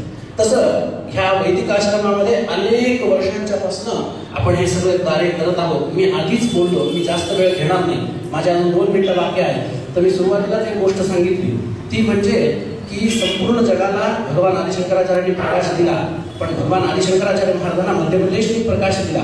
आणि ह्या मध्य प्रदेशच्या माध्यमातून म्हणजे इंदौरच्या माध्यमातून म्हणजे नरहर वैदिक आश्रमाच्या माध्यमातून संपूर्ण भारताला प्रकाश मिळत आहे. कारण ही एवढी दिवी संस्था आहे, हे एवढं मोठं कार्य आहे. मी फक्त हे इथे बोलतोय किंवा इथे उपस्थित राहिलोय म्हणून हे बोलत नाही, ही माझी भावना आहे. मी मागच्या 8 वर्षापासून काही कारणास्तव मी इथे उपस्थित होऊ शकलो नसेल, 1-2 वर्ष. पण ह्या कार्यासाठी येत असताना आता जसं संदीप गुरुजीने सांगितलं की अशा कार्यासाठी त्यांनी जेव्हा जेव्हा आम्हाला ही गोष्ट सांगितली की आपल्याला वैदिकांचा सत्कार करायचा आहे आणि हे कार्य आपलं आहे, तर कुठेही असो कितीही कार्यामध्ये व्यस्त असो आम्ही हे सगळं कार्य सोडून इथे उपस्थित होण्याचं कार्य म्हणजे फक्त आणि फक्त वेदसेवा आहे. कारण तुम्ही अनेक वर्षांपासून करत आहात, तर आम्ही आमच्या जीवनाचे 2 दिवस हे जरी देऊ शकत नाही का? मला फार खूप आनंद वाटतो या सगळ्या कार्याला बघून. आणि अशीच मी मागेही एकदा बोललो होतो की हे सगळं होत असताना आपण खूप म्हणजे बहुसंख्येने यावं. काय तशी मी जेव्हा अपेक्षा केली होती त्या मानाने आज खूप मोठी संख्या उपस्थित आहे. काय पण भविष्यामध्ये ही संख्या अजून अधिकात अधिक वाढावी आणि हे सगळं वेदाचं प्रेम, वेदाचं कार्य काय ही जशी नवीन पिढी करत आहे, जसं आता संदीप गुरुजीने सांगितलं की म्हणजे आमचे रितेश गुरुजी इथून येतात तिथून येतात, तर फक्त आणि फक्त ह्यांच्या शब्द करता येतो. कारण ह्या लोकांचं प्रेम मी खूप प्रेम मिळवलंय. हे जिथे केव्हाही जेव्हा कुठल्या गोष्टीसाठी आठवण करतात काय सहसा त्यांच्या भाषेत सांगायचं म्हटलं तर संपर्क होत नाही. काय पण ह्यांना जेव्हा संपर्क करायची इच्छा होते ना त्या दिवशी आमचं बरोबर बोलणं होतं. आणि ह्या सगळ्या कार्यामध्ये आम्ही थोडासा त्यांचं म्हणजे मदत करण्याचा प्रयत्न करतो. आणि असंच हे जे कार्य ह्या नरहर वैदिक आश्रमाच्याकडनं जे होत आहे ते उत्तरोत्तर होत राहावं. आणि आज अथक परिश्रमाने आपण सर्व वेदमूर्तींचा सत्कार करत आहोत. काय खूप वेदमूर्तींचा सत्कार करत आहोत. आज भारतातल्या सर्व शाखा ज्या उपलब्ध आहेत त्यांचा आपण सत्कार करण्याचा प्रयत्न करत आहोत. मी प्रयत्न ह्यासाठी म्हणतोय कारण की आपली परंपरा खूप मोठी आहे, जी अध्ययन अध्यापन परंपरा लुप्त झालेली आहे. जे मूळ पुरुष आहेत त्यांचा सत्कार होणं, त्यांचं पूजन होणं फार मोठं गरजेचं आहे. आणि ह्यामुळे काय होतं माहिती का, नेहमी आपण जे म्हणतो की काही सत्कार त्या विद्वानांना कृतार्थ करतात आणि काही सत्कार काय हे त्या विद्वानांच्यामुळे कृतार्थ होतात. जसं आज मी परमेश्वर दीक्षित गुरुजींचं नाव घेतलं, काही मोठी हस्ती आहे, खूप मोठी हस्ती आहे. असे अनेक विद्वान इथे येऊन गेलेले, पण ह्यांचं सत्कार करणं म्हणजे त्या काळच्या वेळी कदाचित नरहर गुरुंची आणि परमेश्वर दीक्षित गुरुजींची भेट एखाद्या वेळी झाली पण असेल, आपल्याला माहित नाही काय. पण तो ऋणानुबंध टिकवण्याकरता म्हणून हा मी म्हणजे विषय ठेवला होता. आणि ह्या सर्व समितींनी संदीप गुरुजींनी ह्याला म्हणजे हे केलं, पुष्टीकरण केलं. आणि आपण ह्या वर्षी परमेश्वर दीक्षित गुरुजींचा सत्कार केला. त्यानंतरही एक शाखा आपल्या ह्या सगळ्यामध्ये सुटलेली आहे. आपण सर्व शाखा भारतातल्या उपलब्ध असलेल्या या व्यासपीठावर पाहत आहोत असं म्हटलं, मी सुद्धा म्हटलं. पण मला आत्ता लक्षात आलं की ऋग्वेदाची बाष्कल शाखा ह्या व्यासपीठावर नाहीये. तर मी नरहर गुरुच्या चरणी अशी प्रार्थना करतो की पुढच्या वर्षी येणाऱ्या कुठल्याही भविष्यातल्या वर्षी आपण बाष्कल शाखेसहित भारतात असलेल्या सर्व शाखेचा उचल करण्याचा, सत्कार करण्याचा प्रयत्न करू. असंच कार्य आपल्याकडनं हो अशी नरहर गुरुंच्या चरणी प्रार्थना करत अधिकचे 2.5 मिनिटं झालेले आहेत आणि त्याचीही क्षमा याचना करत मी आपलं वक्तृत्व इथे थांबवतो. गोपाल कृष्ण भगवान की. वातावरणामुळे स्वरभेद झालेला आहे, मी त्यासाठी क्षमस्व. सर्वप्रथम 105वी पुण्यतिथी आहे. वैकुंठवासी नरहर गुरु यांना त्यांच्या स्मृतीस अभिवादन करतो. त्याचप्रमाणे इथे बसलेले सगळे विद्वज्जन जे आहेत त्यांना विनम्र अभिवादन करतो. या संस्थेचे जे आता मुख्य आहेत आत्रे साहेब, त्याचबरोबर मोडक काका, नितीनजी, त्यानंतर बाकीचे सर्व इतर जे काय आज व्यवस्थापनामध्ये काम करणारी लोक आहेत ते सर्वांना, आणि विशेषतः आज आपण इथे म्हणतो सबनीस गुरुजी आणि आमचे मार्गदर्शक आणि त्याला एका प्रकारे बंधू म्हणून रितेश कुलकर्णी गुरुजी, एवढ्या जुन्या आणि अतिशय उत्तम काम करणाऱ्या संस्थेमध्ये आज येऊन या व्यासपीठावर तुमच्या सगळ्यांच्या बरोबर इथे बोलता आलं, या विद्वज्जनांचे आशीर्वाद घेता आले, हे मी माझं भाग्य समजतो. वेद पाठशाळा आपलं, मी ज्या संस्थेतून येतो पुण्यात, भारतीय संस्कृती दर्शन ट्रस्ट, ही संस्था जी आहे ती माझ्या आजोबा परमपूज्य सद्गुरू प्रभाकर सरदेशमुख महाराज यांनी स्थापन केलेली आहे. त्यांचा जो मुख्य विषय किंवा त्याच्यावर उद्दिष्ट म्हणून ही संस्था स्थापन करण्याचा होता तो प्राचीन वेद, भारतीय कला आणि शास्त्रांचं अध्ययन, अध्यापन, प्रचार आणि प्रसार या उद्दिष्टाने ही संस्थेचं स्थापन केलं. तिथे आज एक आयुर्वेद महाविद्यालय कार्यरत आहे. हे सगळं करताना एक जाणवतं की आपली जी प्राचीन संस्कृती आहे, गुरुशिष्य परंपरा आहे, आपण ज्याला वेदाध्ययन म्हणून, काल मी माझं बोलताना वेदांबद्दलचं थोडंसं जे काय मला माहिती आहे त्याबद्दलचं आपल्यासमोर मांडायचा प्रयत्न करून आयुर्वेदाच्या विषयातनं आपल्याला काय चांगल्या पद्धतीने संबोधन करता येईल त्याचा काल एक प्रयत्न केला. वास्तविक पाहता वेदांशिवाय आयुष्यात आपण ज्याला खूप वेळा आपण म्हणतो एखादी व्यक्ती सुशिक्षित आहे, पण एका पद्धतीने त्या व्यक्तीला ज्ञानी आहे का हे आजकाल आपण उच्च शिक्षित लोक पाहतो, पण खरं ज्ञानी व्यक्ती होणं आणि उच्च शिक्षित असणं या दोन्हीमध्ये खूप फरक आहे. आजच्या पिढीला आज आपण आर्टिफिशियल इंटेलिजन्स पाहतो, पण खरं त्याला जर गरज आहे ती डिवाईन इंटेलिजन्सची आहे, जी आज आपण मला वाटतं या सगळ्या व्यासपीठावर बसलेली लोक आहेत हा त्याचा एक महत्त्वाचा स्रोत आहे. कारण आर्टिफिशियल इंटेलिजन्स आपल्याला कुठे घेऊन जाणार आहे हे आपल्याला माहिती नाही. वेदपाठशाळेचं महत्त्व आपण इथे बसणाऱ्या इंदोरवासींचं मला विशेष कौतुक वाटतं, कारण काल पण माझ्या संबोधनामध्ये प्रत्येकाने मनापासून काही प्रश्न विचारले आणि रात्री जेवताना मला बरीचशी लोक माझ्यासमोर तरी त्याच्यामध्ये अंमलबजावताना दिसत होती. मला अपेक्षा आहे आणि खात्री आहे की तुम्ही सगळे तुमच्या आचरणामध्ये आयुर्वेदाचं जे काय आपण काल बोललो ते ज्ञान निश्चित कुठे ना कुठेतरी त्याचा वापर करण्याचा प्रयत्न करा. वेदपाठशाळेचं महत्त्व मला माझ्या आजोबांकडून कळालं, किंवा वेदांचं महत्त्व मी काल म्हणलो आयुर्वेद हा अथर्ववेदाचा एक उपवेद आहे. आपण जर विचार केला तर एक जडणघडण जी होते कुठल्याही व्यक्तिमत्वाची, त्याला लहानपणीपासून जी सुरुवात व्हायला पाहिजे ते बालपणात आपण त्याला म्हणतो वेगवेगळे संस्कार जे आपली संस्कृती सांगितली, षोडश संस्कार आपल्या संस्कृतीमध्ये सांगितले.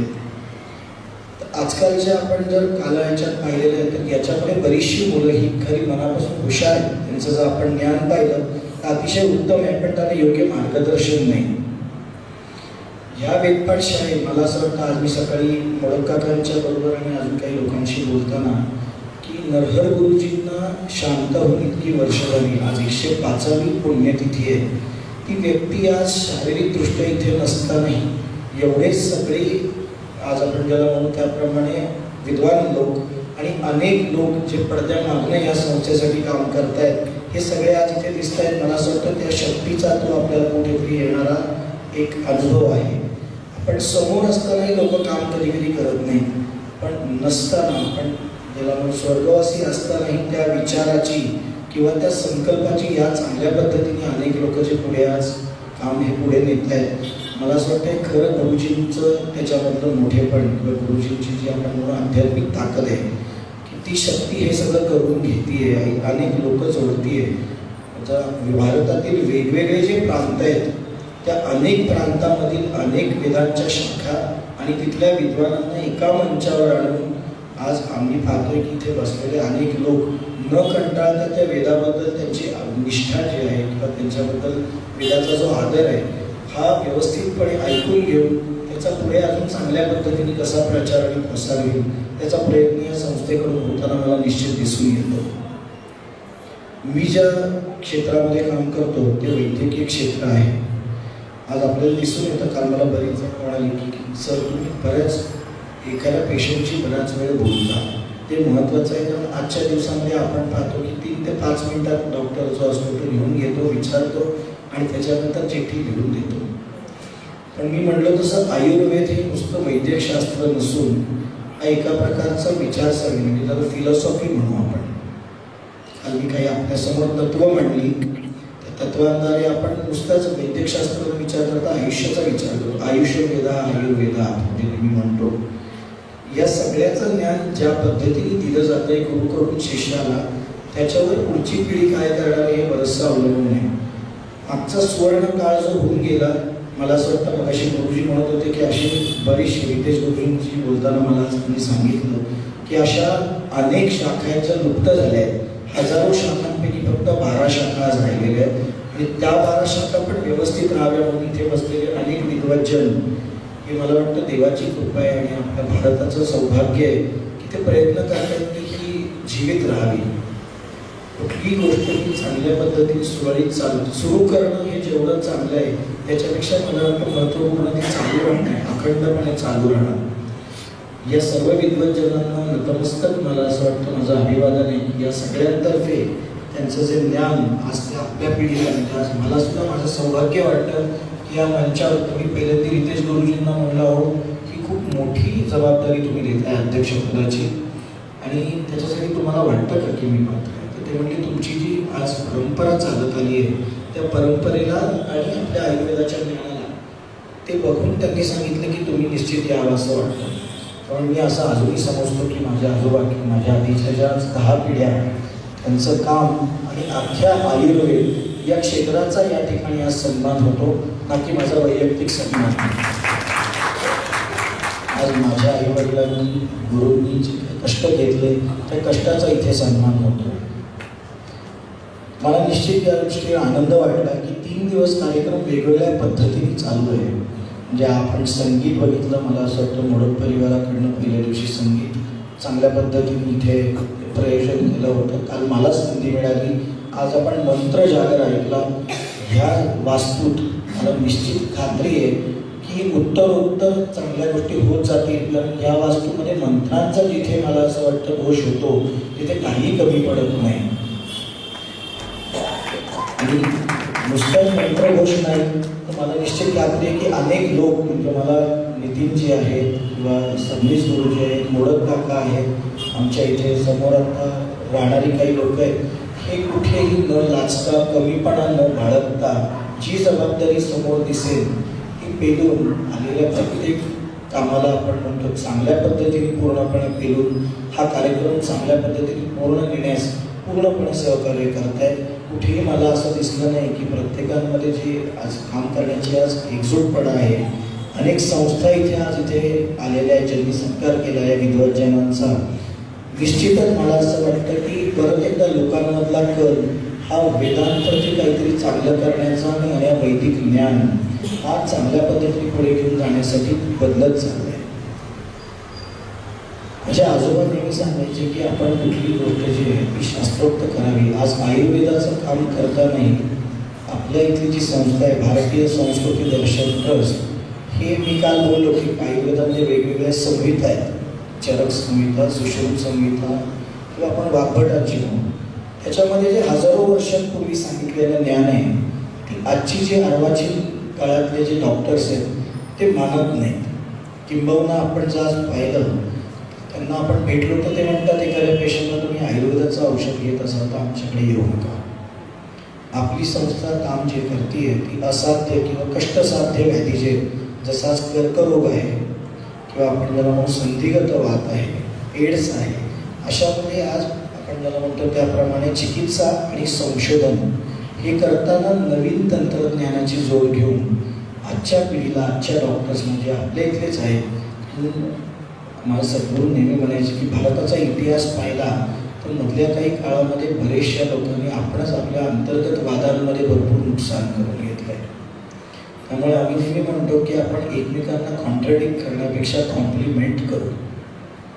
आज आपण जर सगळे एकजुटून उभे राहिलो तर निश्चितच मला असं वाटतं की आत्ताच्या पिढीची जी हुशारी आहे, तंत्रज्ञान आहे आणि त्याच्याबरोबर आपलं वैदिक ज्ञान याची जर उत्तम सांगड घातली तर भारतासारखा अतिशय उत्तम आणि सर्वश्रेष्ठ देश आधी नव्हता, पुढेही होणार नाही कुठला, याची मला 100% खात्री आहे. त्याप्रमाणे मला असं वाटतं की ही सांगड घालून चांगल्या पद्धतीने वैदिक ज्ञान आज लोकांपर्यंत पोहोचवायचं. मला कालच रितेश गुरुजी सांगत होते की गोविंददेवगिरी महाराज किंवा अशा अनेक श्रेष्ठ लोकांकडनं आज या प्रचाराचं काम इथे बसलेले पण अनेक विद्वान जे आहेत हे तरुण पिढीला हे ज्ञान देण्यासाठी प्रवृत्त करतात किंवा ज्ञान घेण्यासाठी प्रवृत्त करत आहेत. काळाची गरज आहे. आज आपण जर पाहायला गेलो तर जनसंख्या जी आहे त्यामध्ये जसं आपण म्हणतो डॉक्टरचं आज बघितले तर लोकसंख्येच्या याच्याप्रमाणे बघायला गेलो तर डॉक्टर्सची संख्या खूप कमी आहे. तसं चांगलं वैदिक ज्ञान असणाऱ्या लोकांचं जर भारताची लोकसंख्या आपण बघितली तर खूप मला असं वाटतं ती संख्या कमी आहे, अल्प आहे आणि ती चांगल्या पद्धतीने वाढण्यासाठी नुसतंच पौरोहित्य नाही तर वैदिक ज्ञान हे पुढे चालण्यासाठी याच्यासाठी आपल्यासारखी जी संस्था जिथे काम करते मला असं वाटतं नरहर गुरु ललित यांची जी आज हे वैदिक आश्रम काम करते असे अनेक वैदिक आश्रम अनेक चांगल्या चांगल्या ठिकाणी असे पुढे व्हावे की जेणेकरून हे ज्ञान आणि हे काम पुढे सचोटीने चांगलं चालेल. इथे उपस्थित आज मला आनंद झाला की आपण जसं म्हणतो का आयुर्वेदामध्ये षड्रस सांगितलेले 6 वेगवेगळे रस, प्रत्येक रसाचं आपलं आपलं महत्त्व आहे. कुठलाच रस हा कमी नाही, कुठलाच रस जास्ती नाही. तसंच इथे बसलेले आज 4ही वेदांचे आणि वेगवेगळ्या शिखांची जी लोक आली आहेत त्यांचा प्रत्येकाचा मंत्रघोष हा ऐकताना कुठे ना कुठेतरी वेगळा एक अनुभव आपल्याला सगळ्यांना येत असेल. या सगळ्यांचे आशीर्वाद आज आपण इथे उपस्थित राहून घेतले हे पण आपले एका प्रकारे सौभाग्य आहे असं मला वाटतं. याचप्रमाणे मला हेही वाटतं की अशा या पद्धतीचे आज गुरुजी म्हणले तसे त्यांनी अनेक अजून उपक्रम या संस्थेद्वारे अजून चांगल्या पद्धतीने प्रयोजन करण्यासाठी आपण सगळे जे इथे बसताय किंवा काल त्यांनी मला विचारलं आपल्या संस्थेकडून पुण्याच्या अजून काय चांगलं सहकार्य किंवा सेवा केली जाईल याचाही विचार काल आम्ही बोललो की 3 दिवसाचं एखादं आरोग्य शिबिर किंवा आरोग्यविषयक आपण अजून काही चांगलं इथे बसलेल्या लोकांमध्ये किंवा इंदोरवासियांसाठी काही करू शकतो का याच्यावर निश्चितच मला असं वाटतं की परत विचार करून तुमच्यासाठी किंवा इथे उपस्थित सगळ्यांसाठी काही अजून चांगलं काही उपक्रम करता आले तर त्याचा प्रयत्न निश्चित राहील. मला तर शेवटी आज आपण सगळे ऐकतो की शरीर माध्यम खरं धर्म शेवटी शरीराशिवाय आज काही महत्त्वाचं नाही. आपण ह्या शरीराला मी जर म्हणलो की सुश्रुताचार्य म्हणतात स्वास्थ्याची व्याख्या जी सांगितली आहे ती मी आज परत सांगतो. आज विद्वज्जन बरोबर आहे. समदोष समाग्निश्चल समधातू मलक्रिया प्रसन्न आत्मेंद्रिया स्वस्थ इत्यादी आहे. याच्यामध्ये मनाचा विचार आहे. काल मला एका ज्येष्ठांनी इथे बसलेल्या विचारलं की मानसिक ताण कसा हाताळायचा. मला असं वाटतं आपले जे वेद आहेत किंवा योग आहे याच्यापेक्षा उत्तम मार्गदर्शन मानसिक ताण आणि चांगलं जीवन जगण्याला कुठलंही दुसरं भगवद्गीता आहे. मला असं वाटतं या सगळ्यांपेक्षा कुठलंही दुसरं भारतातलं असं मला असं वाटतं कुठली गोष्ट नाही जी आपल्याला मानसिक ताण किंवा आयुष्य चांगलं जगावं कसं हे सांगू शकेल. आज जर आपण इंटरनेटवर गेलो आणि वेदांबद्दल जर आज आपण थोडंसं जर गुगलवर टाकलं तर त्याच्यामध्ये तुम्हाला दिसेल की अनेक परदेशी लोकांची नावं येतात. साधं वैदिक ज्योतिष जर तुम्ही आज टाकलं तर अनेक युरोपियन्सची नावं येत आहेत. याच्यातनं मला एक कुतूहल असं वाटलं की आपल्या लोकांपेक्षा बाहेरची लोक येऊन आज हे ज्ञान घेत आहेत. आज आपल्या संस्थेची काही कामं जपानमध्ये चालू आहेत, युरोपमध्ये चालू आहेत. एक दिवशी मला सहज दिसलं होतं, मला एक माझे वडील म्हणाले की जपानमध्ये एक ग्रुप सामवेदाचा अभ्यास करतो. म्हणजे त्यांना असं वाटलं की ते संस्कृतीत कोणीतरी भारतातले लोक अभ्यास करत असतील. आज जाऊन पाहिलं तर सामवेदाचा अभ्यास जपानमधला एक ग्रुप करतोय. मला असं वाटतं जगाला आज वेदांचं महत्त्व कळालं आहे आणि आपण भाग्यवान आहोत की आपण भारतात जन्माला आलो आहे. आपल्याला सनातन धर्म चा वारसा मिळालेला आहे. हे अनेक पण मला असं वाटतं तिथे उठतं तिथे विकत नाही. त्याप्रमाणे आपल्यालाच आपल्या शास्त्रांचं महत्त्व खूप वेळा कळत नाही. या सगळ्या विद्वज्जनांच्यामुळे आज ते आपल्याला पुढे कुठेतरी दिसतंय, ऐकायला मिळतंय. आज जग हे इंटरनॅशनल योगा युनिव्हर्सिटी, इंटरनॅशनल वेदिक युनिव्हर्सिटी याच्यासाठी भारताकडे बघतो. आपली जी संस्था आहे भारतीय संस्कृती दर्शन ट्रस्ट, त्याच्यामध्ये सुद्धा जे आपले संस्थापक आहेत त्यांनी हे एक उद्दिष्ट सांगितलं आहे की जागतिक वैदिक विद्यापीठ आणि योग विद्यापीठ याची स्थापना भारतामध्ये केली गेली पाहिजे. मला अजूनही रितेश गुरुजी असं कुठे माहिती नाही की भारतात असं विद्यापीठ आहे का, आंतरराष्ट्रीय वैदिक विद्यापीठ जिथे असे अनेक फॅकल्टी येऊन हे अनेक पद्धतीने शिकवतील असं मला अजून माहिती नाही. एक माझी सगळ्यांना प्रार्थना राहील किंवा एक छोटीशी देवाकडे प्रार्थना आहे की अशा अनेक विद्वानांनी असं एक विद्यापीठ स्थापन होऊन तिथे चांगल्या पद्धतीने ज्ञान देण्यासाठी एकत्रित येऊन जर आपल्याला आज काही तास ऐकल्यावर इतका आनंद होतोय तर नालंदा आणि आपण जे तक्षशिला बघतो जिथे असे अनेक विद्वान अनेक ठिकाणी चांगल्या विद्या शिकवत होते, तो अनुभव त्यावेळेसचा काय असेल याचा आपण विचार करू शकतो.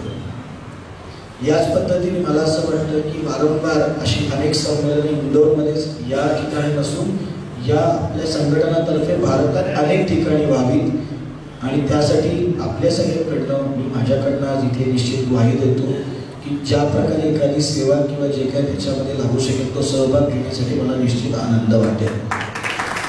रितेश कुलकर्णी गुरुजींचं मानसच हे होतं मला इथे बोलणं म्हणजे की आपली जी संस्था आहे भारतीय संस्कृती दर्शन ट्रस्ट या नावातच उत्तर आहे आणि इथले जे काय या वैदिक आश्रमाची जी उद्दिष्ट आहे ही एकत्र त्याच दिशेने जाणारी आहेत. मला असं वाटतं भारतभर अशी काम करणाऱ्या अनेक संस्थांचं संघटन करून त्या लोकांना एकत्रित बोलवून अशा माझ्याबरोबर बसलेले जे विद्वान आहेत यांचं मार्गदर्शन घेऊन आपल्याला काही चांगला उपक्रम चांगल्या गोष्टी ह्या नुसत्याच मी म्हणेन लोकांमध्ये नाही तर शासनापर्यंत पण पोहोचवता आल्या खूप चांगले पुढच्या मला वाटतं भविष्यात आपल्याला काही गोष्टी करता येतील. कुठलीही सुरुवात ही महत्त्वाची आहे. मला असं वाटतं हा उपक्रम जो चालू आहे हा सुद्धा गुरुजींना किंवा गुरुजींच्या पुण्याईने आपल्या सगळ्यांकडनं गुरुजींना एक आपण त्याला म्हणतो की एका चांगल्या पद्धतीने आपण आज पुन्हा मानवंदना देतो. असे हे कार्यक्रम पुढे अनेक होत राहावेत. चांगल्या विद्वज्जनांना अजून इथे आपल्याला ऐकायला मिळावं.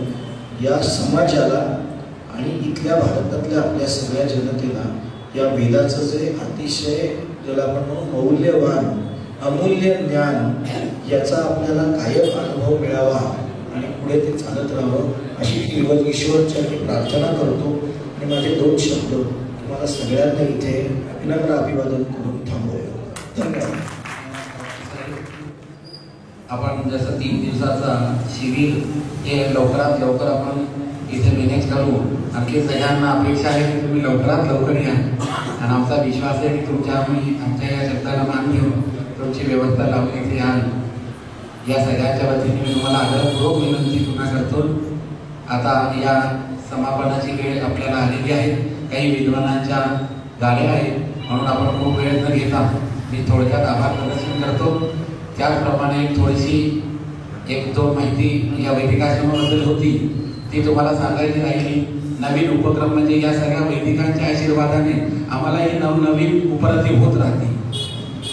दर महिन्याला एकादशीला मी काही कारणास्तव गणपती मंदिरात अभिषेकाला जातो आणि या वैदिक आश्रमात वार्षिक जे कार्यक्रम होतात त्याकरता ही सगळी मंडळी जी महिला मंडळ पुरुष मंडळ जे रुळे आहेत ते वैदिक आश्रमात नवीन काय करतात याची वाट पाहत राहतात आणखी आमच्या या जिथे बॅनर लागतं तिथे दरवर्षी पाहतात, दरवेळेला दर महिन्याला की नवीन काही लागले आहेत का, अशी यांना आसक्ती असते की काही ना काही इथे होत राहावं.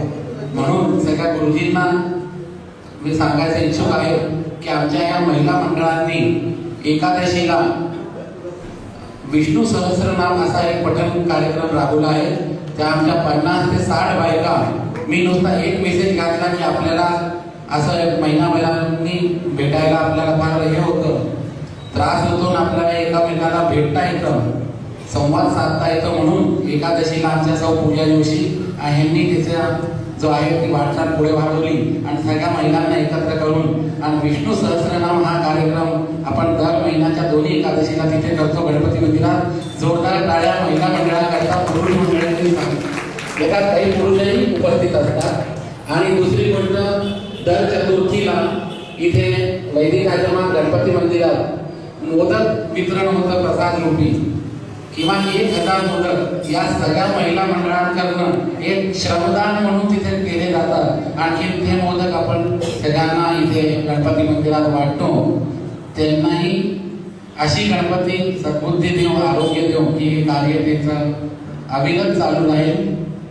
आणि या माहिती दिल्यानंतर आपण या कार्यक्रमाची समापनाकरता मी थोडक्यात आभार व्यक्त करतो. श्री नरहर गुरु ललित यांच्या पुण्यतिथीनिमित्त हा 74वा जो विद्वत सत्कार आहे, यात आलेले सगळ्या मंडळींचे मी आभार व्यक्त करतो. नरहर गुरु वैदिक आश्रमातर्फे सगळे आलेले ब्रह्मवृंद खूप लांबून 2-2 दिवसाचा प्रवास करून इथे आले. पण या वैदिक आश्रमाचं नाव खूप मोठं आहे, पण आम्ही येऊ, आम्हाला किती श्रम झाले असा त्यांचा शब्द मला त्यांनी दिला आणि ते आले.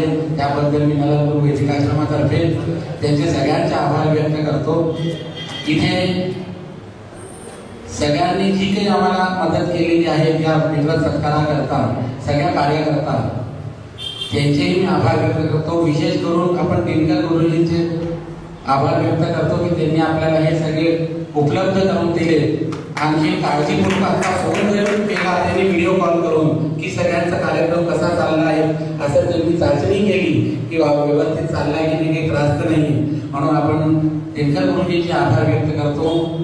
वेदमूर्ती रितेश कुलकर्णी यांचे मी आभार व्यक्त करतो. आणि विशेष करून आमच्याकडे आमचे मित्र परमस्नेही लाखे गुरुजी, स्वप्नील लाखे यांनी आपले हे वेदमूर्ती जे आहेत राधेश्याम पाठक यांची निवड करून मला पाठवली. इतके योग्य विद्वान आपल्याला त्यांच्या माध्यमातून प्राप्त झाले आणि पुढेही असे आम्हाला ती मदत करीत राहतात आणि पुढेही करावी अशी विनंती मी वैदिक आश्रमातर्फे तुम्हाला करतो. त्यांचेही मी आभार व्यक्त करतो. यशवंत काळे गुरुजी दर एकादशीला इथे दिंडी सेवा देतात, मी त्यांचेही आभार व्यक्त करतो. आलेल्या सगळ्या मंडळी, श्रोता, ज्येष्ठ श्रेष्ठ गुरुगण सगळ्यांचे मी आभार व्यक्त करतो आणि या कार्यक्रमाच्या समापनाची घोषणा करतो. धन्यवाद. गोपाल भगवान